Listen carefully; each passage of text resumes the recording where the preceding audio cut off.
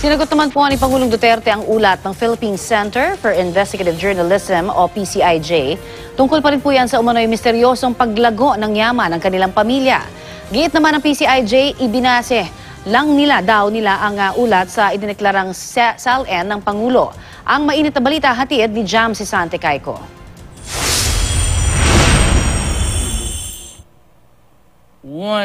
Sinagot ni Pangulong Rodrigo Duterte ang ilan sa mga punto sa ulat ng Philippine Center for Investigative Journalism o PCIJ ukol sa mga yaman at ari-arian ng kanyang pamilya. Tinitira kami ng mga anak ko all about lawyering.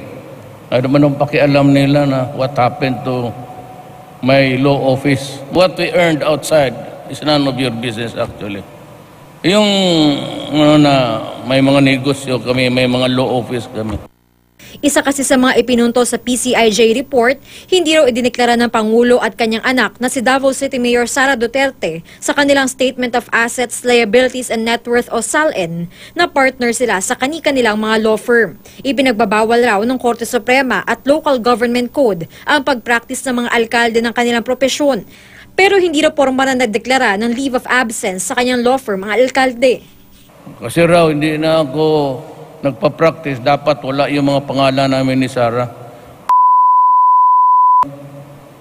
Sinasabi lang namin yan na abogado kami. Why? Is there anything wrong of a freedom to express yourself? Tapos kung anong ilalagay mo dyan sa prohibition, kalukuhan. Huwag lang yung pera ng gobyerno.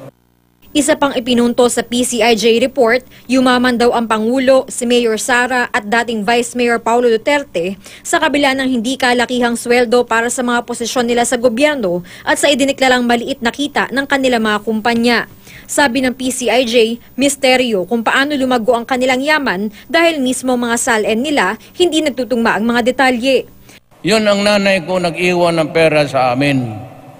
Pero kung magkano, bakit sabihin ko sa inyo? SALN?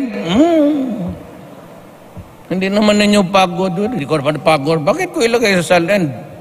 Nauna nang sinabi ni Mayor Sara na walang basehan ng report at wala raw silang makitang dapat sagutin rito. Sabi ng isang legal expert, hindi naman talaga pinagbabawal ng batas ang pagpractice ng mga pampublikong opisyal ng kanilang propesyon. Ang mga abogado, pag nagsisilbi sa gobyerno, ginagamit nila yung kanilang talino at yung experience nila bilang abogado. But may they continue with their work as lawyers sa kanilang law firms o sa mga law offices. They may naman minimally. Hamon naman ng PCIJ, ipaliwanag na lang ni Pangulong Duterte ang kanilang yaman kaysa sisihin ang kanilang report. Hindi raw kailangan ng Pangulo na uminit ang ulo dahil nakabase lang daw ang kanilang ulat sa idineklarang SALN ng Pangulo at mga datos mula sa mga opisyal na tala ng gobyerno. Jam Sisante Caico, GMA News.